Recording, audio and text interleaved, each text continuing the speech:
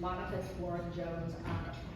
They bring two vital perspectives to work of building affordable housing, and they are both remarkable thinkers on how to solve these problems. First, as global co-chair of Gensler, Diane focuses on visionary leadership, growth, design excellence, and cross-disciplinary innovation. For 20 years, Diane has led Gensler's impact and influence throughout the platforms of 6,000 architects, designers, and planners in over 100 countries. Diane and her Gensler colleagues take a multidisciplinary approach to design, ranging from residential conversions to master planning to interiors across affordable and supportive housing. To study the intersection of design and performance, Diane founded the Gensler Research Institute that produces data analytics, strategies, and innovations like the City Pulse Survey and Experience Index. And all of this is very helpful to those of us in the trenches trying to figure out what would be most effective. Diane also serves as a fellow of the American Institute of Architects, the global chair of the Urban Land Institute, among other industry leadership positions. And very relevant to this conversation, Diane has recently written a book that I have now carried around to 2 cities, called Design for a Radically Changing World. And we have a copy out in the hallway just so we can see what an amazing work it is. With a different perspective and very different experience, we are thrilled to have Monica Warren-Jones, a longtime partner of DC Habitat Nova. She currently serves as Director for Strategic Projects with a focus on partnerships and capital deployment on behalf of the Enterprise Community Loan Fund investors with specific programmatic priorities for advancing affordable housing supply. She does this across the country. Through her work at Enterprise, she has generated more than $300 million of lending activity and investment activity, and I'm sure that's an understatement, for the creation of preservation of housing. Monica currently serves on the executive board of the Housing Association for Nonprofit Developers, where she was also the past president of an extremely influential organization, and is on the board of the Community Builders, a nationally recognized affordable housing developer. And with that, what I'd like to do is start our discussion. Can everybody hear? All of us? Can people hear? Testing. Okay. All right. We'll speak loudly. All right. First of all, I want to thank Diane and Monica, and we are eager to learn from your global and national experience. And our focus here, because this is Women Build and Habitat for Humanity, we want to keep the idea of affordable housing and affordable home ownership at the center of our discussion. Our goal is to help families build intergenerational wealth and stability. So we'd love examples in your experience where that kind of stability and wealth building is crucial. For Diane, I'd like to start very broadly with a question that I know you've thought quite a bit about, and that is, can you share with us what you mean by designing for social justice? Sure, thank you. First of all, it is really wonderful to be here with all of you today. I appreciate hearing all of the amazing initiatives and all the leaders who have been so much a part of building this community of thought leaders and leaders in our community who are making housing happen in so many different ways. You know, as I think about Habitat for Humanity and really truly I've admired and appreciated this organization really since the beginnings of, coming out of school, hearing about Habitat, and getting involved with Habitat, getting involved in doing drawings for houses. I was living in New York at the time, getting out there with a little bit of sweat equity and realizing how hard it is to actually put up drywall and studs and all of that as well. But, at the end of the day, and you mentioned, we just wrote a book called Design for a Rapidly Changing World, because we feel like so many things are happening in our lives, so many things are happening in our communities, in our cities, that require us to rethink the design of every part of our cities. And I really feel like Habitat, in its core belief, that it involves the people that are going to live there. It involves people who care about their communities in a very clear way, that voice is there, that frankly that energy is there, that is really the nucleus of how we're going to recreate our cities as a whole. Having, when we talk about, and answering your question, how do we define social justice in design? It starts with voice. It starts with being able to be, present and recognized as a part of that design community. That it's not designers going off, to our ivory tower and putting down the tablets of what should be, but actually really engaging with the members of our communities that we're designing, whether it's housing, whether it's a retail center, whether it's a school, and really integrating those voices. This is really a movement toward true inclusion in the design of our cities, and that's really where, when we talk about equitable design, inclusive design, that's where it starts. Monica, what do you see as the largest barriers to equitable homeownership and equitable access to housing?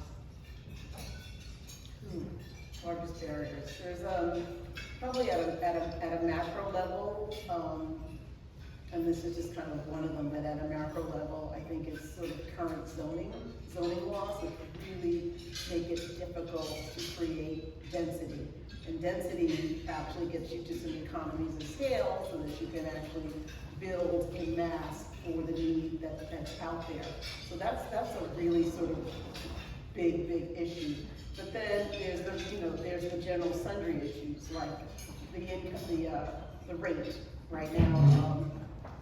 Interest rates are so high that whereas they're not sort of historically high, they're not what we were used to 10, 15 years ago between that 3 to 5, 6% rate.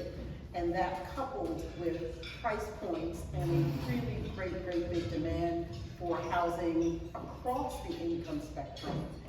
So you making 30 to making 250, which is a wide range. All of those income bands are challenged to find something in the marketplace. And it's not just, what's interesting is I work across the country. I think of the coast, California, New York, Boston.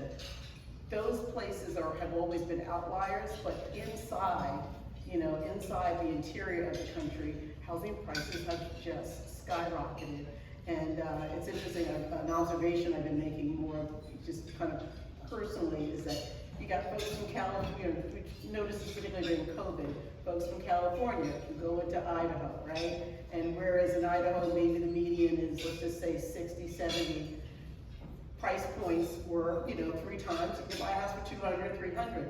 But now those price points are being pushed up because someone from California, and I don't say that to say as Americans we shouldn't be moving where we move, we are economic consumers all trying, but I think about things like, okay, what does it mean for the person who's in Idaho, who has lived there all their life, making 70, can afford to buy a house, now they're under the gun.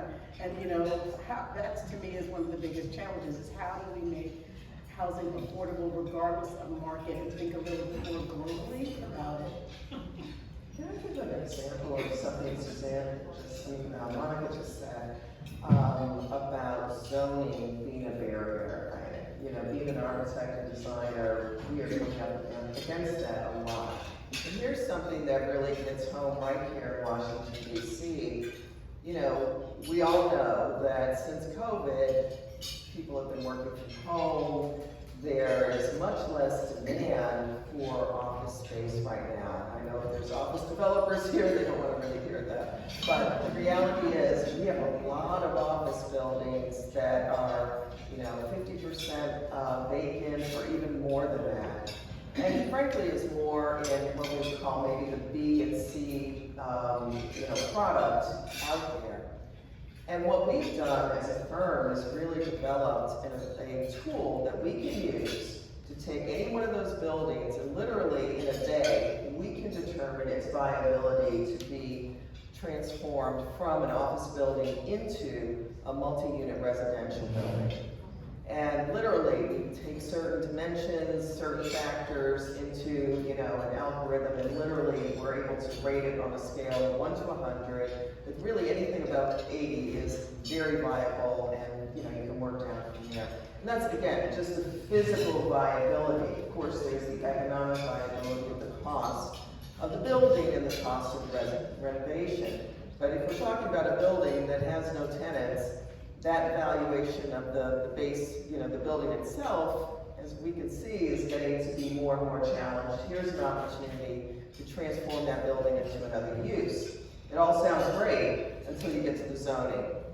And it's really been difficult to get these buildings rezoned for, those of you who aren't in, that world. Basically, every part of our city, there's a zoning tag, every site, whether it can be commercial, residential, industrial, etc. And you can only build that type of building unless you get some type of conditional or, use permit from the city, which takes a lot of time. So again, where we're starting to see now cities putting in more flexible zoning so that these transformations can happen more easily. We're seeing that in New York. We just finished a major tower that was 600,000 square feet of office that now is over 500 residential units. We've got another building that's going to be close to 1,500 residential units in a former office building. So we're starting to see cities, create flexible zoning. We're seeing Calgary, where they're actually giving grants to buildings who are doing this because they have such a housing shortage. They want to incentivize office building owners to actually do this kind of transformation. So they're offering economic incentives. And these are the kinds of things that are starting to speed up housing production, which, again, it might be more right above affordable, but the fact is it's increasing massive amounts of supply into our cities in places where we need it. Yep. Actually, we're working on a project right now where we helped underwrite in an acquisition of a commercial site in DC that will be hopefully in a few years, one of the first to convert to residential. I believe they have to raise the site. But one of the things that the city is supposedly doing in DC, and I would check with, I see someone from DC in the audience, is they're supposedly going to be providing some sort of tax abatements and tax incentives to help advance that conversion. And the other thing I think to always consider, these projects, they get to be super duper expensive, be you raise or doing adaptive use, and that the environmental piece, because that environmental standard is usually a little different for commercial versus residential. What are the sort of goodies or subsidies that can be provided with the public sector to help drive that? Absolutely. And Monica, I know you've done a lot of thinking about not just increasing supply, but also making sure that you've got a different mix of incomes in Yes. projects. Could you talk a little bit about what Diane's talking about, how we have to listen to all the voices in putting these new projects and innovations together? Yeah, how would I respond to that? Hybrid sort of heterogeneous levels of income are always the best. The challenge, I think, though, is that certain kinds of resources that are used to build that sometimes can be rather restrictive. So with tax credits, only within the last 5-10 years, we have a little more sort of bandwidth, can go above the 60, but you're constantly fighting this sort of public subsidy needs. What drives the public subsidies, for instance, like housing revenue trust funds, there's an interest to make sure you're using those resources for 30 and 60, Yes. right? 30 and 60%, the need is there, we can't deny it, but at the same time, you do need these higher incomes, and what is the developer's always struggling with, what's the proper mix to take advantage of all of the different resources, the private and the public, as well as increase the level of affordability that's in the building. So it's a challenge, and it goes from deal to deal. Diane, I know you've done quite a bit of writing about the importance of a mixed income, mixed use community. Let's assume we make some progress on zoning. From a design point of view, what does that look like? Well, the opportunity is pretty amazing because one of the things that we have found in we're talking about the research that we do, when we're surveying people in cities all over the world, especially starting with our US cities and going beyond that, is that people are looking for walkable communities. They're looking for, we use this phrase now, the 15-minute city or 20-minute city. And the idea is pretty straightforward. It's something we always have known. It's better if you can, if you have the ability to get to your doctor's office or your grocery store or your kid's school, or even to, take your public transit and be at your job within, 15, 20 minutes, a half hour at the most. That cities that have that kind of accessibility are what everyone's looking for, and that's the way the city works, and that works for whether it's lower income, mid income, upper income.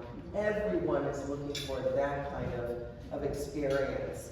And so think about it. We have, again, DC is the great example of zones of just nothing but office buildings, right? Think of taking out 10 to 20% of those buildings and turning them into residential. Well, now we have people living in those areas. Now you're starting to have grocery stores in those areas, schools in those areas. People are not far from their doctor's office, etc. Now we've got a 15-minute city that we're creating in the middle of and carving it out of kind of a city that is sort of, all this in one part and all of that in another part.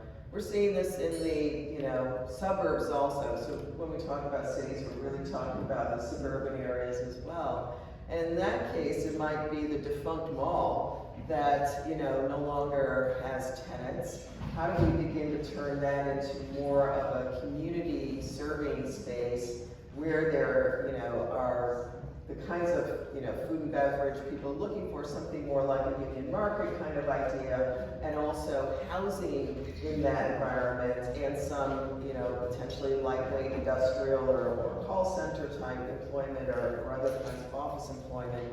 But really starting to think about deconstructing a lot of these areas that frankly are already having economic challenges, like some of our malls, like some of these office buildings, and turning them into the places that we needed to really begin to break up these single-use zones and create that 15-minute experience, more walkable, more multi-generational, which is, again, what everyone is looking for.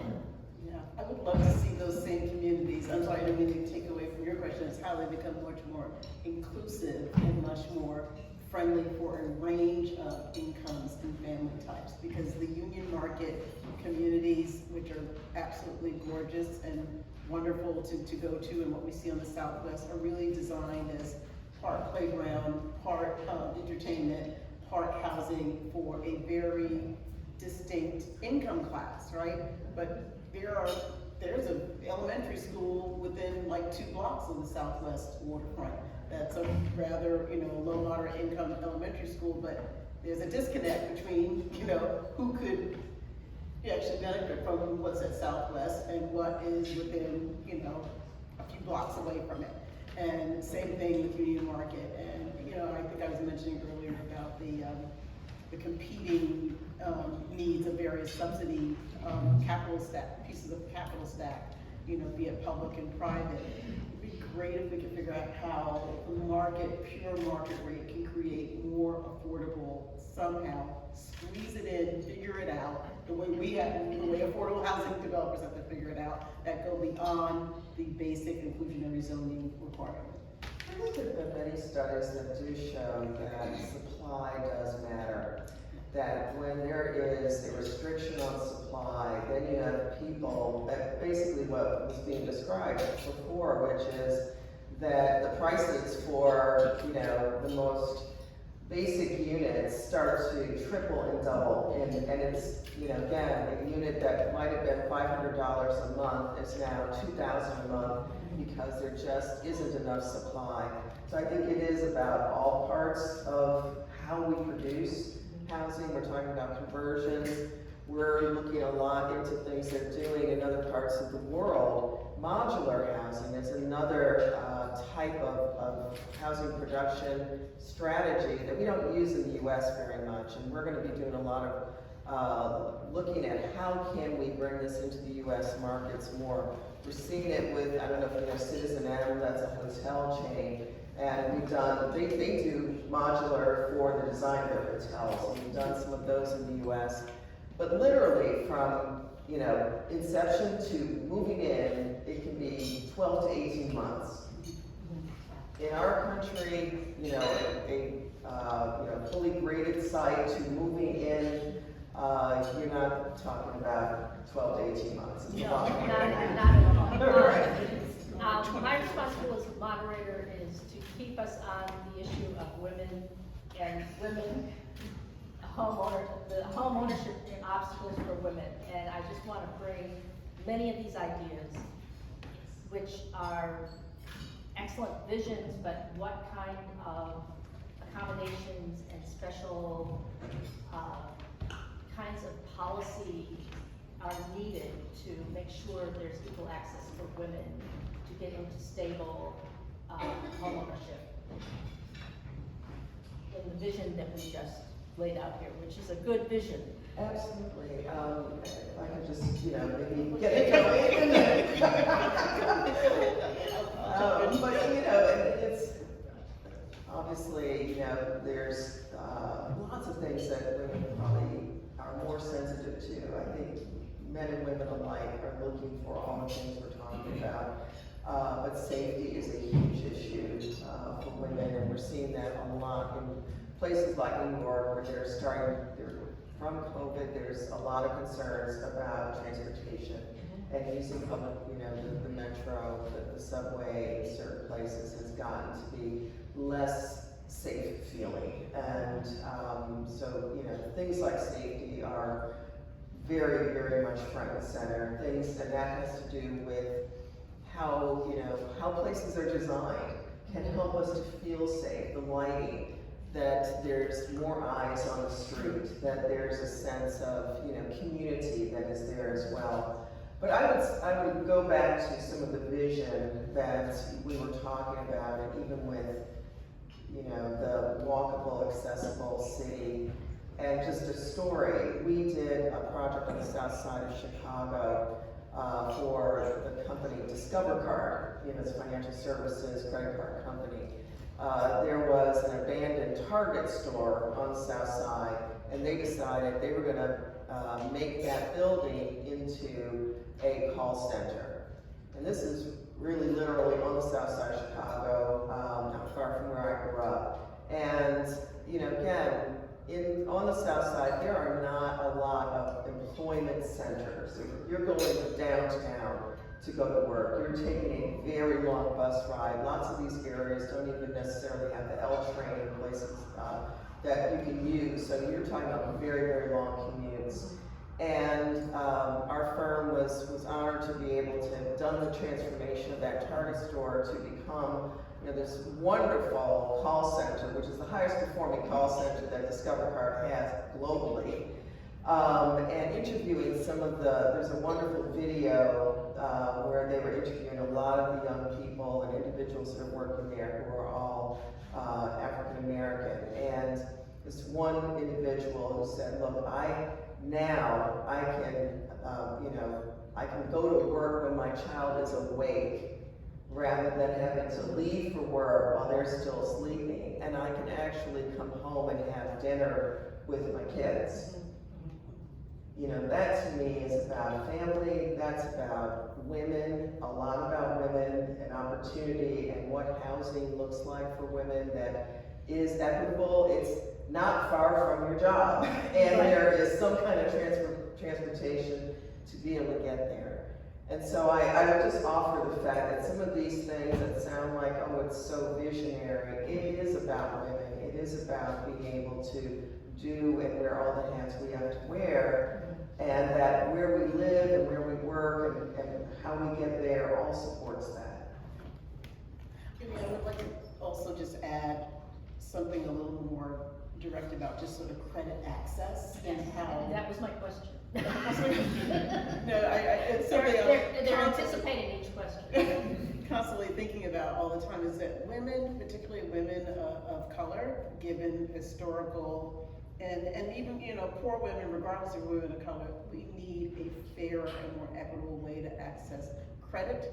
And I'm really thankful for what you guys are doing, particularly you told me about the new product that you guys have, the 0% which you got to patch together. It takes a lot of brain work to pull that together, but we need lenders, we need the public sector to be thinking more about these critical sort of credit products that women can use. We still have very stubborn income inequality, despite, all the rules, all the laws to the contrary. Still very stubborn. Women still make a lot less than men. We have a lesser time to have our income appreciate over time because we are doing all the caretaking. We are doing all of the, taking care of elders and other family members. And I'm speaking in particular for moderate and even upper income women of color and other sort of marginalized groups. You wear a lot of different hats, and that impacts your ability to achieve income at the most highest level. And you also need a home, right? So because income feeds into that FICO score and other sort of factors, what are some thoughtful ways? I think we need to be thinking thoughtfully about how we qualify for credit so that we can get the rates that we need to get into the home, into those beautiful communities that are going to appreciate at a higher rate than living in a zip code that doesn't make sense. So I do think that there's something specific we need to be thinking about, and I think you guys do some really awesome models, and I would love to see those replicated and even exploited a little bit more so that the credit piece, because the credit is so critical. Your credit, I tell my kids and other young women that I meet now, I have this thing where I'm like, look, when you meet a guy, you kind of want to know a lot of things. You want to know his credit score. Know what that FICO is your currency. Know a little bit about that, unless you're going to really figure out how to keep your assets, separated and owned. So it's just, credit is typically how we navigate in society. It can prevent you from getting a job. It can prevent you from getting a proper loan for your kids' education. It means everything. So I do think that when it comes to home ownership and women of color, we've got to figure out how to create some products that are a lot more user-friendly and meet people where they are. Yes, I just want to congratulate the audience. Many of you are looking at all of this from different perspectives, many of you in the private sector. And I think much of what we're talking about is a partnership with government, nonprofit, private sector. So I think everyone in this room has a crucial role to play in the kind of vision that we've been talking about here. And I want to thank our panelists. You anticipated virtually every question, so I feel like you took the show on the road here. But thank you so much, and we're so honored to have you. Thank you.